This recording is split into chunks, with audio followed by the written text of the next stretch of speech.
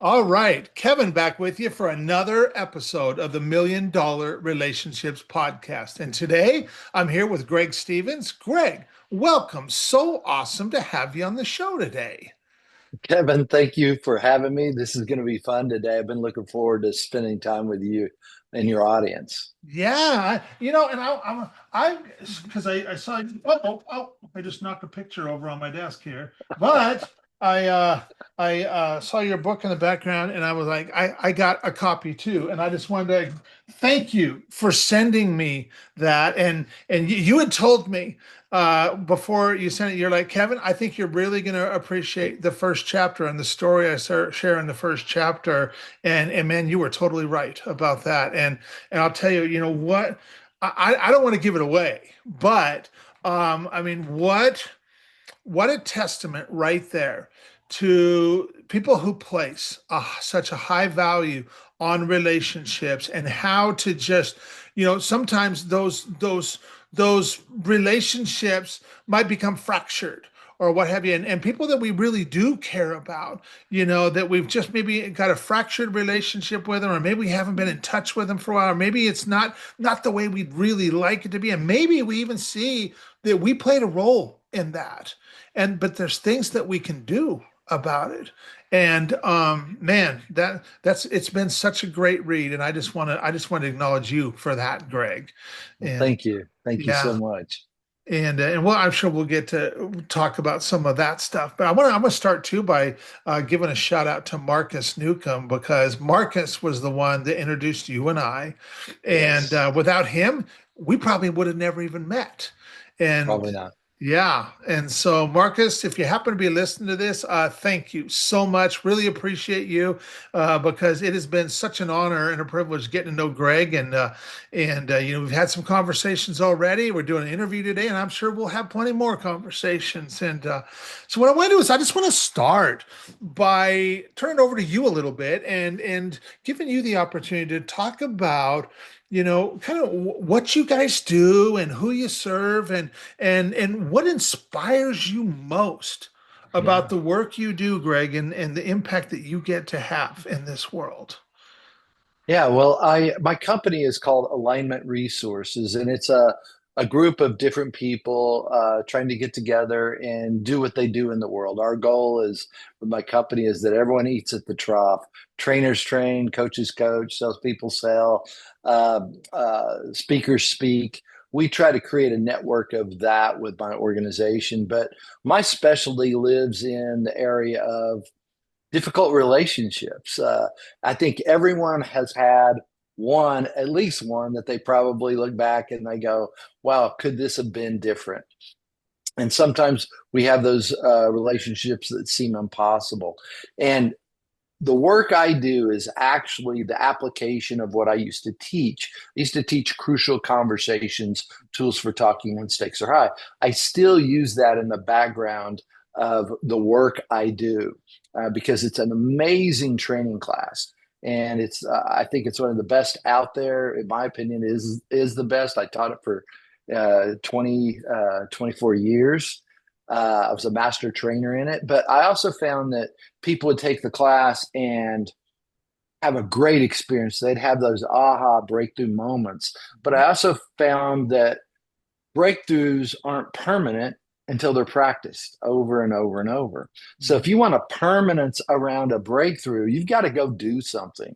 And I found that was a piece that was lacking. So I decided to shift my business after I wrote the book over to coaching over about a 6 month program, 20 different weeks, where I teach executives, or we're actually doing emerging leaders now as well, ages 21 through 28. We wanted to teach the younger generation what most of the executives said, I wish I would have learned this 20, 30 years ago. Because most executives have taken communication classes, but the Mhm. application is so different. When we get in class, most people say, I've had a coach before. This is nothing like it. I've done this before. It's nothing like it. What we do is very unique, and we build people up in relationships, and we also let them go back and improve relationships, clean up relationships, or complete relationships. And when I say complete a relationship, it doesn't mean I never see that person again. It could, and there's a completion there. But you could actually work next to the person and have a completed relationship around an issue.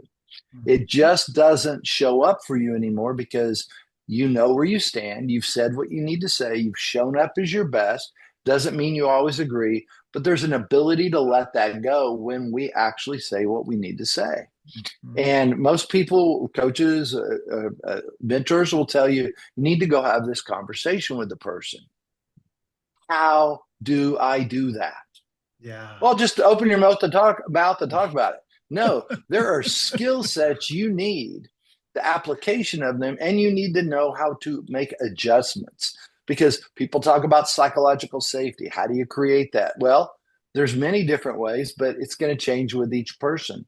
And then where do you go in that if your emotions start to take hold? What do you do when the other person's emotions take hold? How do you how do you begin to really listen when you disagree with everything that's being said? How do you get on the right topic? That's all of these things are needed in a conversation. And most people don't know how to dissect it and break it down. And that's what we do for people. We help dissect it and break it down. I also have executives that they don't want to learn all the skill sets. They just kind of want someone to do it for them. Mhm. So I've Mhm. started also something new is, well, it's not new. I've been doing it for years, but now I'm working with a couple of different groups where we're on retainer where they're executives. I have a big problem. I need to know how to go into this conversation.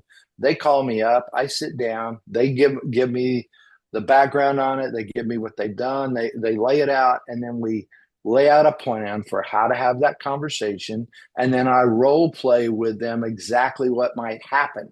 And it's so interesting because when they come back, they said, it was like you were right there because you knew exactly what was going to happen when I said this and how to get it back on track.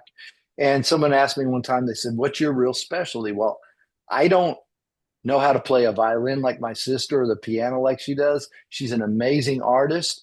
But if you give me a relationship and you tell me what's going on in it and you talk about the conversation you want to have, I have a very unique skill in seeing that like some people see music. And I know how to walk you through how to manage yourself, how to look at that and how orchestrate the conversation to show up as your best and do your best work. Now, does that mean people do that all the time? No. Sometimes they have a breakdown. They don't show up as their Sure. best. They come back and they'll go, I really blew it. Great learning point. It needed to be this way. What do you mean? It's like, well, you're going to grow through this and it doesn't mean it's over because it went bad. Yeah.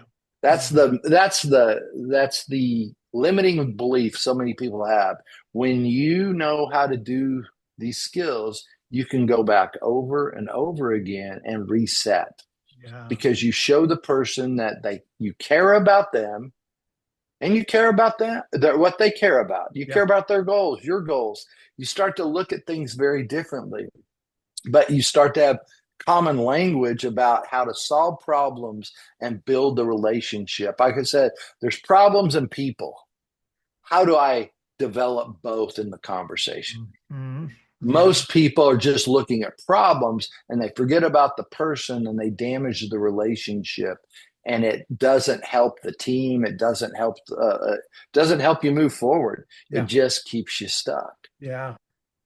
You mentioned, so you've been a trainer for how, I know you said over 20 years. How many years have you been Yeah, training? I started training Crucial Conversations back in 2001 before Okay. he even wrote the book.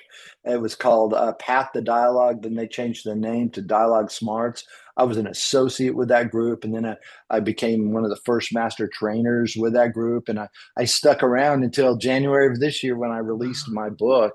And and I love doing it. I got to travel the world. I kept my coaching business, but I actually was a master trainer and I got to train Dan on stage and do many keynote talks. I've been all over the world teaching these skills. But the thing that drives me the most is watching people restore relationships they thought were just not possible. and Yeah. over and over. I had a group the other day. I worked with a group, chief of police and captains in this one police force, and they were trying to work on this issue, and no one, when I had individual conversations, no one thought it could be done. Okay. So we're scheduled for 4 different sessions. We had After the first session, they had the breakthrough around. And Wow. then they were sitting Wow. there. These things have been built up for years, and they couldn't believe that after one session. Now, here's the thing: was it me? No, someone on that team actually took responsibility for their part, Hmm. went out and dealt with it, and that allowed everyone else to take responsibility. And all of a sudden, these gentlemen are having conversations they never had before, and it's they're in unison as the leadership of a police force. I think that that's very powerful. And I think also a lot of people have to put down whatever ego that is to be able to do this, because I'm sure it wasn't easy. That's the other thing. When people say, "Oh, well, you have the skill, you should be able to do it." Well, true, but it doesn't change how you feel about them, Kevin. I still don't like having them. Sure. If I were to look at it, I don't want to have that conversation.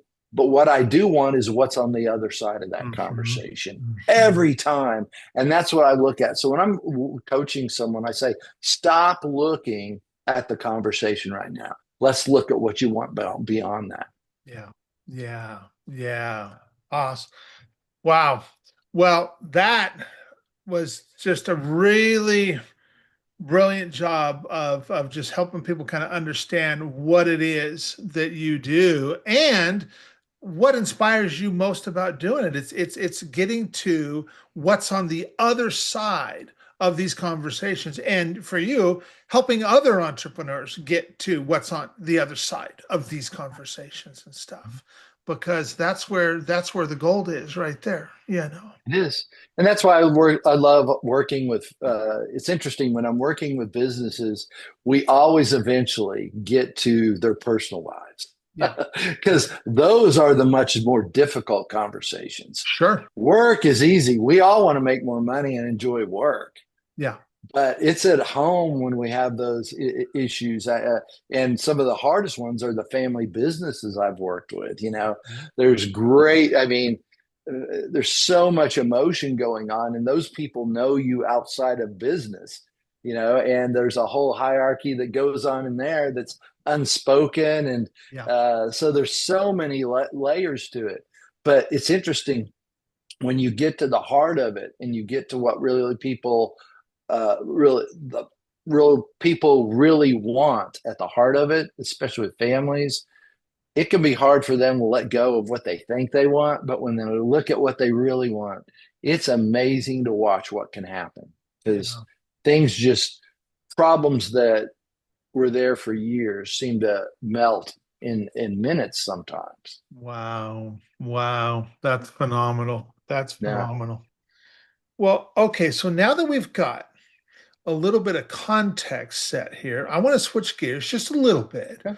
And I'm going to ask you, so, Greg, have you ever been introduced to a person or persons who completely changed the course of your life or your business, so much so that much of what you have today would not be possible if not for this person or persons? And I'm just really excited to hear your story and your experience around this topic of relationships.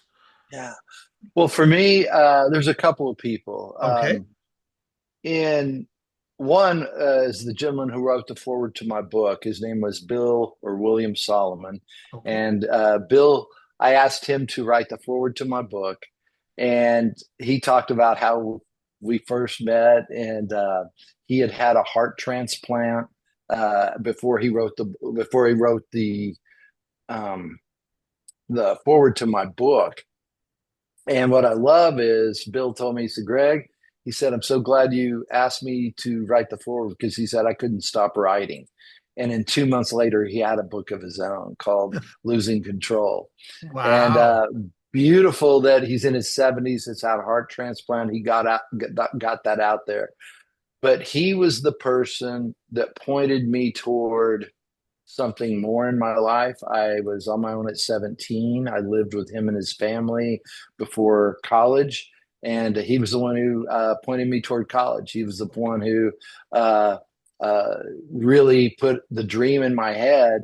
I didn't even know I had to apply to colleges. I thought you just went. He, uh, he took me up to Baylor University, got me an application. He went through everything, but I taught in one of the things he did, he actually gave me a job before I went to college, but it was a welding job. I was a welder's helper, and he was Okay. a CFO of a company. And he told the guys, he said, "You're going to like this guy I'm bringing in." He goes, "But treat him like crap." He said, "I want you to tear him down every day, make him feel stupid, build it." He goes, "You're not going to want to. You're going to begin to like him, but make it hard on him. Give him every crap job." And Bill never told me this. So the day before I went to Baylor, Bill sat me down. He said, "Greg," he goes, "you're about to put yourself through college. You're going to go to school with a lot of very wealthy people. There are going to be times you want to quit." He said, "You remember what those guys do every single day. They all liked you." And he said, "But I made them do this because I wanted you to see what you don't want to stop. You need to go to school. You need to get a degree. You need to get out there and push yourself." And he was so right, because I wouldn't have the business I have today. I wouldn't be doing the thing I love today. Uh, all of my getting through Baylor, getting a great job, and then getting out of a job and breaking the whole golden handcuffs and starting my own business back in 1999. None of that would have happened had Bill Solomon not sat there and taken an interest in me, and actually made it difficult for me, because he said, "Greg, I knew you couldn't quit. I knew you couldn't go anywhere. I knew you're going to understand humility. You're going to be a great leader one day." And he said, "I want you to be that." Yeah. And I love that he took me under his wing. My other basketball coach, Tom Collins, I had both of them on my podcast. Coach Collins took me in and taught me so much about basketball, but it was my identity for so long. But he stepped in where my father wasn't for a long time. And I Okay. said I had two really great role models. And there's another coach, Val Rhodes. He took me in as another coach. So my coaches early on were just amazing to me. And then another two gentlemen, a guy named Rafe Beeson and John Catalina. They both found me when I was just at the edge of doing a lot of the work that I'm doing today. John became my coach, my personal life coach, and I was actually pursuing a career. I was about to go out to LA and act, Okay. and I told him, I said, "The acting just doesn't seem to call to me." And John said, "Well, Greg, have you ever thought about doing the work I do, being a coach, training people?" And I said, "I've never thought about that." And he said, "I think you'd be great at it because you've done all this other work." And I came back to him a week later, said, "What would I need to do?" He said, "I believe in a true apprenticeship." And he said, "You need to work with me for a couple of years, produce courses, do all of this, and keep your job." Okay, I'll do that. And I end up doing it. And then several years later, I took a leap and bet on myself and left a very comfortable job that Okay. most people thought I was crazy. My accountant, 3 years into it, said, "Greg, what have you done?" But then everything hit. And for many years, I didn't have to look for a client from 2003 till I started my second business till 2020 or Okay. 2020, around that time. I never had to look for a client. I was just taken care of through how I'd set up my system. Yeah. Wow. Wow. Yeah. So you've mentioned five men here who have been really influential in your life. So if you think about a situation where you personally, Greg, you got to make a really substantial impact. And maybe even in the moment, it might have surprised you a little bit. And yet you also know that that would have never been possible if not for your relationship with whichever one of these men.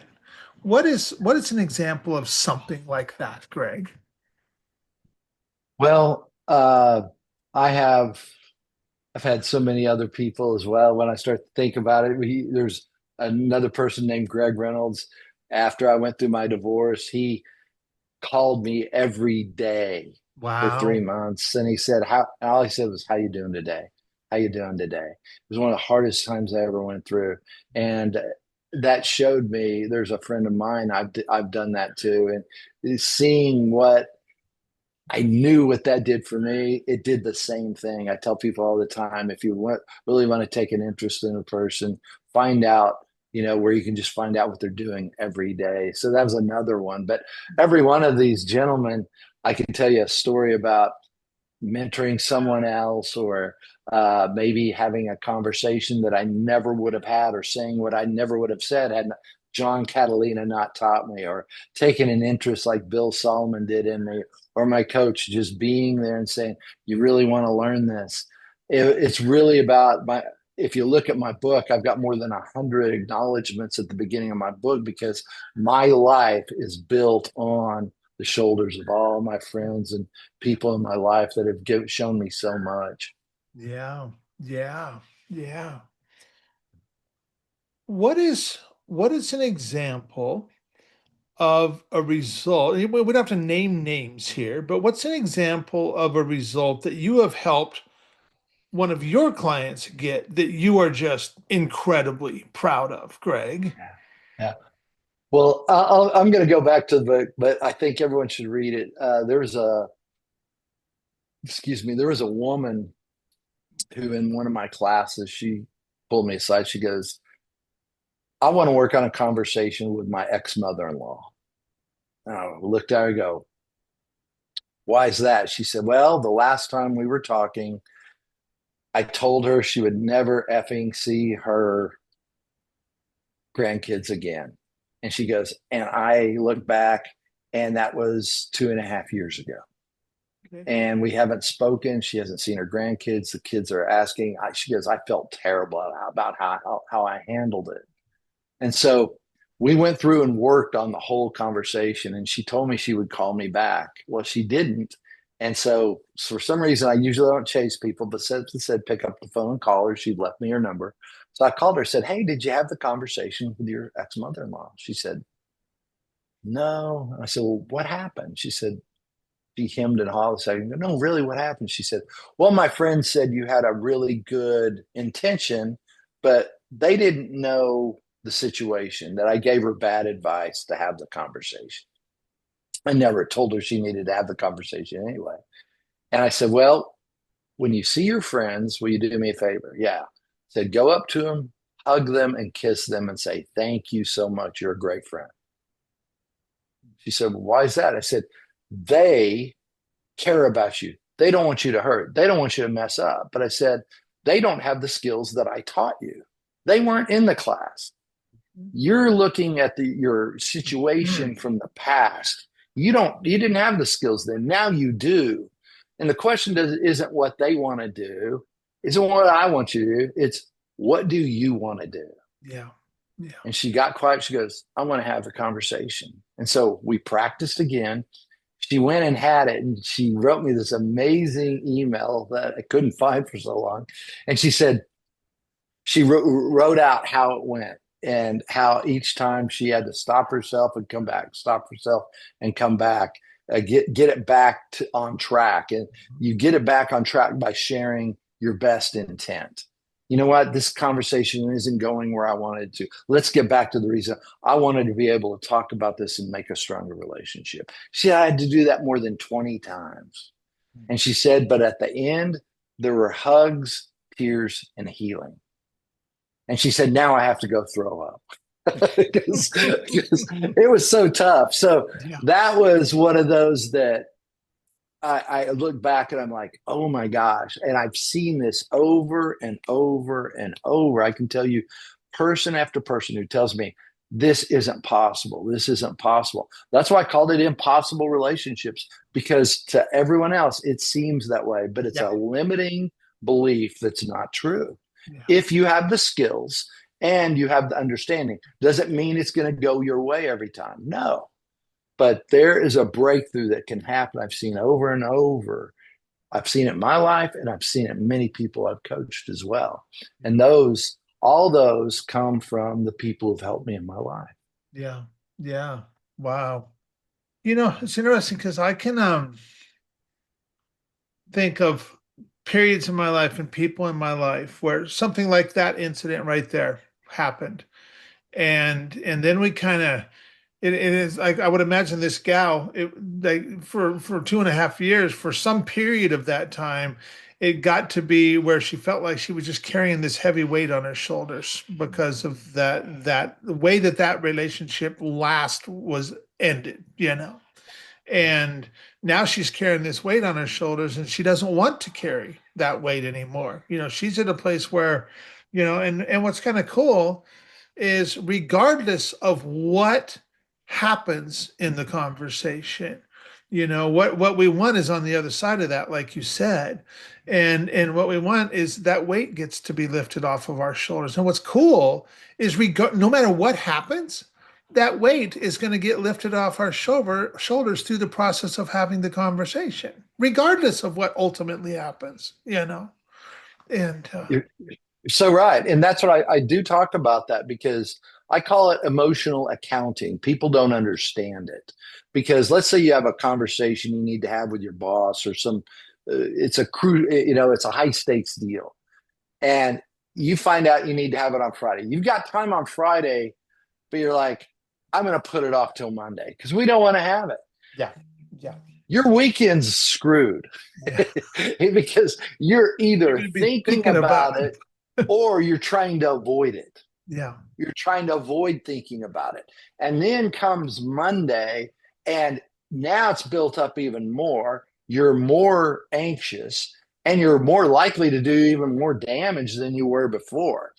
But if you were to have the skill set and knew how to address it, you would say, I'm not wasting my weekend. I'm going to go have it. And no matter what the outcome, here's what's beautiful, it's out of me.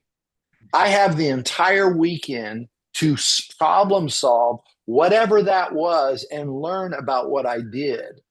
I have actually used my time wisely because I've invested up front rather than it costing me on the back end. It's an emotional balance sheet. yeah. Wow, that's powerful. That's powerful right there. So, for anybody that's listening to this right now, Greg, and thinking, man, Kevin, I really like Greg. I like who he is. I like how he shows up. And man, maybe there's some conversations that I need to be having. Maybe I should get a copy of Greg's book. Maybe it's even bigger than that. Yeah, maybe I want to get his book, but man, maybe I just want to get Greg's help. You know? Anybody that's listening, thinking about that, I mean, any resources we can share with them? Yeah, what can we share with them? Yeah, first you can get the book on Amazon. You can also get the audio book on Amazon as Okay. well. So all of that's there. I go through a lot of this in my book. Also, you can go to our website, which is alignment-resources.com. Don't Okay. forget the dash. But also something we have office hour. And Okay. so each week I'm going to open it up for people who just want to come in and get to know me, have questions, would like to actually throw out, if someone's bold enough to actually get coached, they can bring their relationship issue. And it's a time where people can actually, you know, get their questions answered, get to know me a little. I actually see some of the things I do, maybe even meet some other people because other people go there that have taken some of my other classes. I just open it up as a coaching forum, 1 hour once a week. You can see it on the website. There'll Okay. be a page there, and then I'll send you the information for that as well, Kevin, because Awesome. uh, we want to make sure people can drop in, and it's my office hour to be able to Yeah. drop in on Zoom. Absolutely. Awesome. Awesome. Um, any last thing you feel led to share, Greg, before we call it a wrap? Well, I will say I meet a lot of different people throughout my life, and there are people who are natural givers and help. And Kevin, you're one of them. And I just want to tell your audience, thank you for listening to Kevin because he didn't know I was going to do this, but I appreciate it when people help me get my story out. I want to help people, and I feel the same way with Kevin. So I really want to say thank you from the bottom of my heart of helping me get my message out and other people as well. The connector you are, it all and it stems also. I love Marcus to death. When you started out talking about Marcus Newcomb, when I met with him, he's just a special person. We hit it off. I've gotten to meet so many great people and networking and marketing my book. But Kevin, I just want to say you're the real deal, and thank you so much. I really appreciate it. Well, thank you. I really appreciate that. Yeah, I'll tell you, this is a God-given gift, this ability I have to be able to just not just make introductions, but make introductions that lead to real impact. And I love entrepreneurs and I love serving entrepreneurs who are making such a big impact in the world and stuff and just help them make an even bigger impact. And this podcast has become such an amazing resource for doing that in so many ways. I never could have even imagined when we launched it 3.5 years ago. And it's been an amazing ride for 3.5 years, and I can only imagine where the next 3.5 years are going to take us. But I am excited to be along for the journey, and so Well, I'm so appreciative, and thank you so much. You're doing great work. well, thank you again, and thanks for taking the time to have this conversation today, Greg. Really appreciate it, and really appreciate you. Thank you.